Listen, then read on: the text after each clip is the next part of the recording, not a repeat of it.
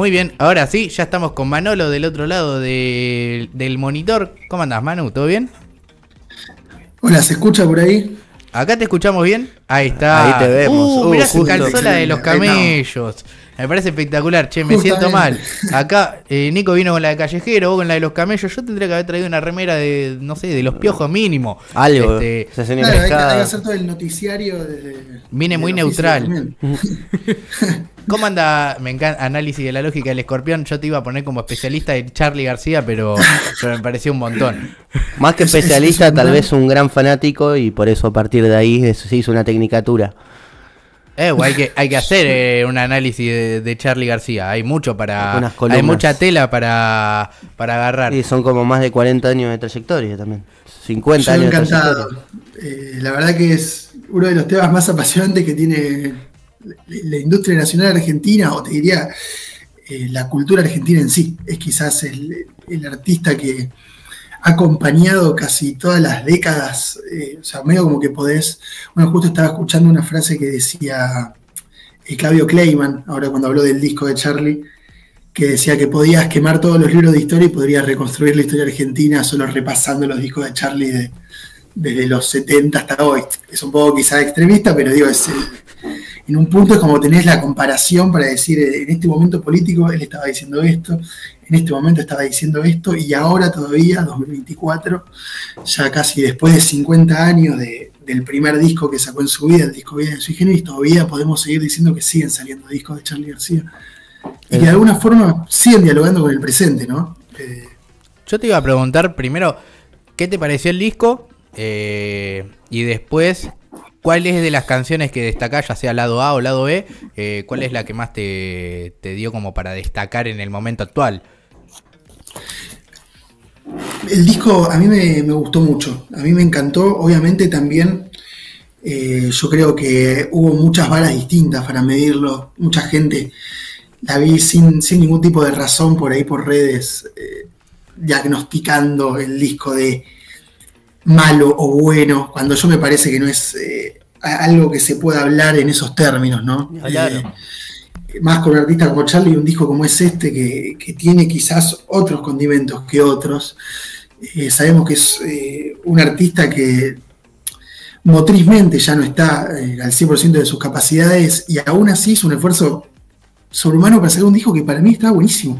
Claro, se puede comparar un poco, perdón que te corte, con esto que se habla, ¿no? De esta última etapa del Indio, que el Indio ya no se está presentando en vivo, sigue sacando temas con los marsupiales, y pueden decir, el tema del marsupiales no estuvo bueno, con qué flayadas anda, pero claro, al menos está sigue siendo parte de la cultura argentina y perdurando por generaciones, y creo que ese es el valor, si es bueno o malo. También, ¿cuántas canciones más buenas y exitosas querés sacar a lo largo de tu vida si tenés 50 años de carrera? Claro, exactamente, también como si fuese en algún punto, como si fuese un pecado el paso del tiempo. En el caso de Charly yo creo que se le pasa factura obviamente por cuestiones físicas, como la voz. Y vos decís, bueno, esta voz es el trayecto de todas las voces que venís escuchando desde discos, o sea, nunca Charly fue el mismo de un disco a otro, y este no es el mismo Charly de Random inclusive, que es como lo más próximo que tenés. Y hasta me parece, en algún punto, si lo queremos hacer la comparativa con Random, que es el disco anterior de 2017, me parece está mucho más sincero, o sea, es como un Charly mucho más expuesto a lo que él es en realidad. Random tiene la voz procesada un poco, tiene mucho más adorno musical y tiene como un estilo de producción muy distinta. Bueno, la lógica de Joaquín es un disco muy crudo. Para este disco yo creo que había mucha gente que estaba esperando tal vez algo así, de que esté retocada la voz de Charly o que tenga sonidos de fondo como jugando con autotune o tipo de cosas así, pero al final fue como todo muy crudo, que también fue medio impactante para muchos, pero fue todo la voz natural, bien grabada, y hasta fue noticia cuando dijeron Charly grabó todas las voces, entonces fue como, bueno, sí, ya es noticia grosa. No, y aparte todas parecen como sin hacer muchas tomas, imagino que en el estudio no le den, no, Charly, tirate otra toma, no, ya está, fue la que quedó y vamos con esta. Y, por ejemplo, un poco me parece una forma de respuesta también a lo que son las formas de producción actual. No digo lo de la inteligencia artificial, ya eso porque es casi otro deporte, pero sí a la idea de de bancar la naturalidad de la voz tal cual es. Como por ejemplo te diría, quizá un profesor valorando un trabajo mal hecho, con falta de ortografía, por decir, bueno, al menos no usó ChatGPT, ¿viste? Es como Claro. valorarlo desde ese punto, te digo. Claro. Ya para empezar a contextualizar, o sea, vos viniste siguiendo desde la primera noticia de Twitter hace como que te diga 2 años y medio, 3, que dicen Charly García va a sacar un disco nuevo y se va a llamar La lógica de la rana y el escorpión, La lógica del escorpión, y no se sabe cuándo sale. En ese sentido, ¿qué podrías contarnos para quien recién se entera, Charly sacó el disco, de todo lo que fue pasando, ¿no?, a lo largo de estos años hasta que por fin pudo salir a la luz? Excelente. La previa fue muy como a cuentagotas toda la información. En un principio, bueno, Charly, te digo, vamos un poco a remontarnos pre-pandemia, cuando todavía hacía presentaciones en vivo. Calculemos el último Luna Park en diciembre de 2019. Luna Park, claro, de diciembre de 2019, que es Charly en un buen momento en vivo.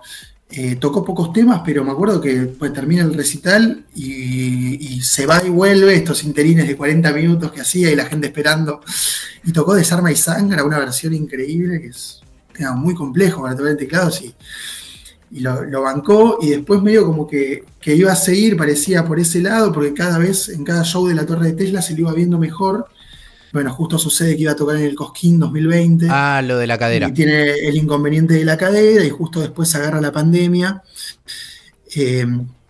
Entonces parece que toda esa ala de seguir tocando en vivo se interrumpió. Hay como algo ahí, ¿no? Perdón que te corte, de que Charly nos perdimos, en ese sentido de poder tal vez con la pandemia y todo eso en el medio, ¿qué hubiera pasado, viste, de esos verdaderos, si pudieras cambiar la realidad? Hubiera sido interesante porque tenía mucho para dar. Creo que más allá, porque después dijeron que se había recuperado bien de lo de la cadera, porque Palazzo había subido de que Charly estaba bien. Bueno, fue justamente una semana antes del Cosquín. Fue a nada de la presentación en vivo y después, es más, no sé si se volvió a presentar en vivo o a hizo salir el CCK y después hizo un privado en el Hotel Faena, esas cosas por su cumpleaños. Pero claro, pero después el no último hubo... allí con gente no privada fue el CCK, ¿no, Manu? Claro, eso que fue en 2021, que según estuve ahí releyendo un poco y viendo lo que dice una persona fundamental para lo que es este disco, que es Matías Schneider, creo que es el apellido, que fue el productor y el que mezcló el disco y era como la persona de confianza. La lógica del escorpión no es un disco industrial, pese a que esté bajo el sello de Sony, sino es un disco más bien artesanal, que comenzó a raíz de lo que fue la pandemia. Charly con esta necesidad de hacer algo, imagínate un tipo que igual está todo el tiempo en su casa, pero para no quedarse, empezó a ir al estudio de a poco. Iba con su acompañante, Tato, que era bueno, un fanático en los peores momentos de Charly, estaba siempre a todos lados, lo iban a ver a todos lados, y llevó una relación de amistad y de confianza con Charly que es hace muchos años, ya desde diría 2014-15, el ayudante que a todos lados donde va está con él, y este ingeniero, que es un chico joven que arrancó a ser el sonidista en vivo de Charly en todas estas presentaciones de la Torre de Tesla que hablamos recién, 2018-2019, y se ganó la confianza de Charly. Entonces a la hora de volver a ir al estudio, eligió hacerlo en este nicho de 3 personas, que es su ayudante, Charly y el ingeniero. Charly en paralelo tenía muchas demos grabadas en su casa con el iPad, así como cualquiera puede estar jugando con el GarageBand del iPad. Charly capturaba audios de películas y los pegaba, esta batería de acá, integraba un teclado. Es algo que él usó mucho tiempo en lo que fue la gira de Líneas Paralelas, 2013 por ahí. Que él tenía todo un set de teclados con iPads. Entonces era como que es un arte que domina y parece que tenía como unos demos bastante desarrollados en su casa para después poder ir al estudio con estos demos. Pero quería retomar un poco más atrás, que estábamos yendo a las presentaciones de Charly en vivo. 2020 se interrumpe, empieza la pandemia y empieza a ir al estudio muy esporádicamente, ya con estos demos bajo el brazo y con la idea de concretar un disco. Se ve que en el medio de la pandemia, ahí como que vuelve a haber mucho cine y se topa con la película Mr. Arcade de Orson Welles, donde hay en un momento una escena donde se cuenta la fábula tal cual la cuenta Charly en el disco. en este track que se llama La lógica del escorpión, que él narra todo lo que es la fábula del escorpión y la rana. Entonces veo como que ahí empieza a idear todo lo que es este disco. Podemos entender como unas primeras pistas. Bueno, él obviamente está muy influido porque él es de Scorpio y siempre hizo hablar de eso y lo hablaba con Maradona, que decía Scorpión para un poquito. Así como. Entonces el escorpión es algo que lo tiene muy asociado a su personalidad. Después, cuando fallece Maradona, él le escribe una carta muy linda, y en un momento le dice algo como el Geu de los 27. Entonces ahí ya empieza a dar una pista de una canción que se estaba gestando. Ahora vamos a hacer un poco bien el repaso de los que son los temas, pero hay pocas canciones que son originales de este momento particular deben ser 3 o 4. Muchas son como regrabaciones o canciones ya previamente tocadas por Charlie en esta última etapa, ¿no? Que ya venía presentando en vivo algunas. Entonces, bueno, para ver un poco lo que fue el proceso de grabación del disco, ver un poco cómo estaba Charlie, en qué condiciones lo grabó, me parece que hay un video lindo que le pasé a Rama. Sí, justo tuvimos un problema de que... No, está todo ok. ¿Está todo ok? Está todo ok. Listo, ¿Está todo ok? Sí, Listo, porque perfecto. acá Caro hizo magia en la operación y podemos sacar Claro, el video. pensábamos que no se podía sacar MIT y video a la vez, pero ahora parece que sí, así que vamos a ver ese video. Vamos a hacer la magia.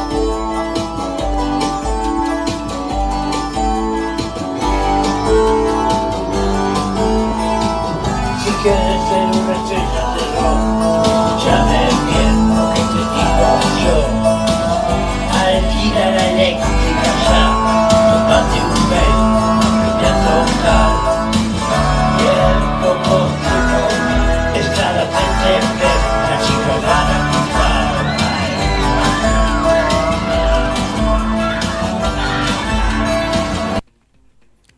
Ahí va. Ahí está. Bueno, ahí se lo ve claramente ahí en el estudio laburando el tema con...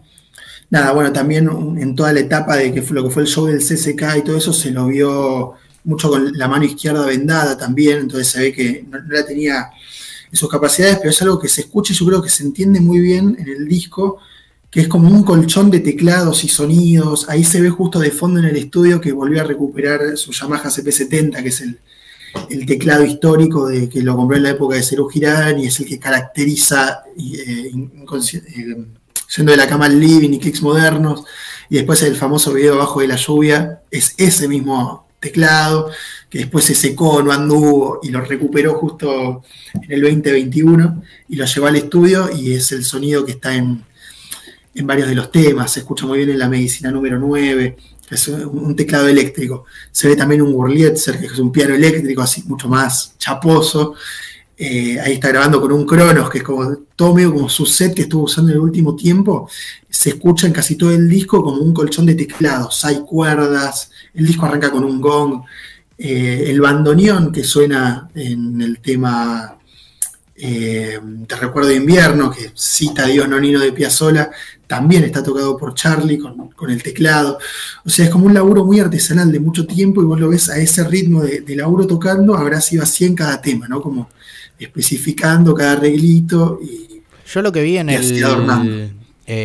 lo que vi y noté primero a simple oído y después, bueno, vi que alguien desarrolló una tesis en Twitter, que es como un lugar como donde puedes hablar con tranquilidad si tenés un poco de conocimiento. Después puedes decir cosas en Twitter, pero los que saben hacen algunas cosas interesantes, y este hilo que mostraron detalles o referencias que puso Charly García en el disco, cuando hace referencias al tango o a canciones suyas viejas, creo que tenía todo muy bien planeado. Me imagino esta idea, por ejemplo, me imagino un mapa en la cabeza de Charly de como una remake de Chippy Chippy, por ejemplo, claro, de la canción Estrellas al caer. Claro, sí, eso sucede, y aparte Charly es un artista muy autoconsciente, o sea, en el sentido de que, bueno, medio de esta idea quijotesca ya de Cervantes, de incluirse a sí mismo dentro de su obra. Con el Quijote, Charly medio como que sigue recuperando eso, y es algo que ha hecho a lo largo de toda su carrera. Escuchás el solo de tango en segunda de Sui Generis, y después ves que lo mete en La grasa de las capitales, o mismo hay una melodía que de 20 trajes verdes, de Tenserú Girán, después la graban Yendo de la cama al living en el tema Sereno Fantástico, y ahora está también en el tema de La lógica del escorpión, o pasajes melódicos que ha usado en montones de canciones. Hay uno que lo encontrás en Transatlántico Art Deco, que después lo graba en Kill My Mother, en El Aguante en el 98, en Influencia en el 2001, en Sinfonía para Adolescentes también. O sea, es como a Charlie le gusta mucho hacer esto de citarse a sí mismo. Hacer un propio... poco también fue la polémica que tuvo con La Nata, ¿no? Que en algún momento La Nata, al no entender que un artista puede releerse a sí mismo, lo interpretó como un artista que se está copiando a sí mismo. Que ahí Charlie le dijo que era un pelotudo. Gran momento. Gran momento Cuando televisivo. Charlie, convengamos que es quizá el artista que más ha mutado disco a disco, y uno como oyente se tenía que readaptar a releerlo como lo que es. No, y acá incluso mismo también algo que hemos sucede eso, charlado, ¿no? es que siempre le puso el cuerpo a la obra, no solo una mutación en términos musicales, sino también una mutación hasta en su propio físico, en términos de comprender qué etapa de su vida estaba abordando y cómo le iba a llevar a cabo, desde la ropa. Bueno, después la época de Say No More, por ejemplo, se la tomó muy en serio, va por ese lado también, ¿o no? Es verdad, sí, son un poco como partituras periodísticas, o sea, como que tienen plasmado el ADN de la historia, o sea, medio como que en la cinta de Say No More ves una época, un retazo de cinta, como un poco en algún momento habíamos hablado, ¿no? Del centro neurálgico de lo que es la música popular argentina. Como que él supo adaptar en todas las épocas y tener como ese poder telequinético de conectarse sin escalas con las fibras sensibles de los oyentes. Yo lo que... Es un poco lo que hablaba de la máquina de mirar, ¿no? Como... Lo que te quería preguntar, Manu, porque vos no solo que estuviste con todo siguiendo el paso a paso de La lógica del escorpión, sino que también fuiste a la escucha que se hizo una semana antes en Palermo, si no me equivoco, y después fuiste corriendo a comprar el vinilo. Hubo... Más o menos. A mí lo que me llamó la atención de Charlie es mantener esta esencia de que primero va a haber esta audio escucha para personas como algo más íntimo, después sacarlo en formato completo, nada de single, el disco tiene en vinilo, y también que genere que la gente que tuvo el vinilo se junte con sus respectivos amigos o conocidos a escuchar el disco antes de que salga. Claro. Como Eso fue mágico. recuperar las tradiciones de, no sé, de la década del 70, por ejemplo, como se debía escuchar música antes. Y quería sí, saber eso. eso. Yo creo que fue una de las decisiones más mágicas que tuvo el disco. Charlie parece que impuso la idea de que salga antes en vinilo que en plataformas. O sea, como un defensor de lo analógico. Hay algo muy actual de sus últimos discos, del Random y La lógica del escorpión, que tiene como una manía con internet. Dios lo ha arruinado todo, como internet, o otros temas de Random, como Los Amigos de Dios, también es muy crítico con eso. Y me parece como muy Charlie, ¿no? Esto de que salga antes en vinilo, un formato que le gusta tanto a Charlie. También el disco preconcebido como un vinilo. Cuando arranca a sonar Juan Represión, Charlie dice lado B, que es cuando da vuelta el disco para escucharlo del otro lado. O sea, eso fue increíble, estar escuchándolo por primera vez, dar vuelta el disco, que arranque y que diga lado B. Entonces, como, bueno, ¿sabes de lo que está hablando? Si quieren, lo tengo acá al lado, podemos verlo un poquito. Esta es una edición especial que se hizo al principio, de unas 7000 unidades, que tiene como unos relieves y unos detalles particulares. Acá está es enorme. el susodicho. Tiene acá como unos relieves en el escorpión, y del otro lado tiene la rana, que es como la lógica de la fábula. Que está pinchada la rana, ¿no? Sí, Tiene está clavada en el medio, con la picó el escorpión, podemos decir. Acá tenemos el insert, que es el sobre donde están las letras, que es muy, muy minimalista, está bueno, así en rojo. Y tenemos, bueno, acá la ficha técnica, con todos los músicos que participaron, que es lo que te digo, es muy reducido el grupo de músicos que participó. O sea, es Charlie, voz, guitarra, teclado, bajo, y después unos invitados en pocos temas, que son David Lebón, que está en el Club de los 27 y la Medicina número 9, con guitarras, no canta. Pedro Aznar en América, que ahí toca también el bajo eléctrico, la guitarra y la batería, además de cantar. Fito Páez con la voz en Rock and Roll Star, ahí no toca nada, que es ahí el tema que escuchamos tocar a Charlie recién. Claro. bueno, la voz de Spinetta, que ahí podemos hablar un poco de ese tema que es la pelicana y el androide, que para algunos fue polémico porque dicen está muy sobregrabado. Charlie es algo que ya ha hecho. Por ejemplo, ahora estaba intentando encontrar la cita, debería volver a buscar en uno de los libros, cuando graba Say No More, el tema que se llama Necesito un Gol, que está de invitado Andrés Calamaro. Parece que Charlie no lo llamó a Calamaro, sino como que agarró un cassette viejo que habían grabado en los 80 y lo regrabó arriba, y después salió el disco en los 90, 10 años después, y estaba Calamaro de invitado. Aparte en una época en la que se hablaba de que estaban peleados a muerte, para colmo, como que justo. Estaba un poquito antes de la pelea. Salmón, vas a salir en mi disco, no me importa tu opinión. Claro, fue medio así. Y con Spinetta se ve que, bueno, dicen que en la pandemia Charlie, bueno, hasta en una entrevista con Petinato, donde un poco lo cuenta, tuvo una fascinación nueva que fue YouTube. Ahí va. O sea, como llegó de ver, y en su momento estaba encontrando y revisitando muchos demos de él que hay subidos, y parece que ahí se topó con lo que es el demo de La Pelicana y el Androide que grabaron en su momento Charlie y Spinetta, en la época de los demos de Rezo por Vos, donde también sale la composición de Total Interferencia, que ahí Charlie también lo pone Spinetta como co-compositor.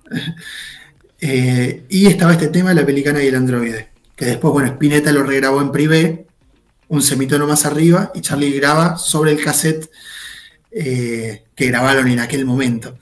A algunos no les gustó, ¿no?, la producción, pero a mí me parece como... Nada, para mí la pasó bien un rato, se ve que se debe haber divertido y entusiasmado con la idea de volver a grabar con Spinetta nuevamente, y le debe haber llevado un lindo recuerdo. A 12 años de su fallecimiento, es como una reivindicación a un viejo amigo. Claro, y tiene una potencia también muy, muy interesante, es como muy, muy orquestal, o sea, es un tema como de mucha magnitud. Y a mí me gusta, obviamente entiendo que es muy denso y está cargado de capas, como toda la etapa Say No More. O sea, me parece un disco muy Charlie en ese sentido también. O sea, te digo, mucho más Charlie que por ahí random. O sea, quizás recupera un poco más el Charlie de los 90, de principios de los 2000. Y para ir cerrando, Manu, quería preguntarte qué opinas sobre el reencuentro de Serú en el Quilmes Rock, y si está la esperanza de que Charlie suba, no te digo a tocar siempre, pero hay una canción que salga. Me parece interesante la propuesta, lo escuché a Le Bon hablar particularmente de esto, que él siempre fue uno de los defensores de decir Serú Girán no va a volver porque sin Moro no existe Serú Girán. Pero bueno, ahora está bajo la palabra homenaje también, que quizá debe cambiar un poco las cosas, y yo creo que eso también se hace bajo la autorización de Charlie. Le Bon dijo como, bueno, no va a volver Serú Girán, pero algo vamos a estar haciendo para que la gente pueda seguir disfrutando de lo que es la música de Serú. Si están Pedro y Le Bon juntos, siempre de festejar, y yo creo que Charlie, tal como ha sido todos los últimos años de su carrera, dependerá de cómo se sienta cercano al momento en que se haga. Te lo puede cancelar un día antes, puede decirte que está y después bajarse porque le pasó algo, o puede no avisar nada, como fue en el caso del CSK, que nadie sabía que por ahí iba a estar Charlie, y aparecer. Así que bueno, está la incertidumbre. Yo creo que todo esto se debe hacer bajo el amparo de Charlie, de decir, bueno, de haber dado el visto bueno, quizá mandará un saludo, quizá entregará algo para que presente, no sé, de alguna forma en la lógica del Escorpión se reúne algo de lo que fue Serú Girán, está Pedro, está David, esas amistades siguen siendo, o sea, sigue teniendo esa amistad artística, y bueno, veremos, ojalá haya una reunión con los tres en el escenario, como en el Cosquín 2013, y nada, reviva Serú Girán por un rato.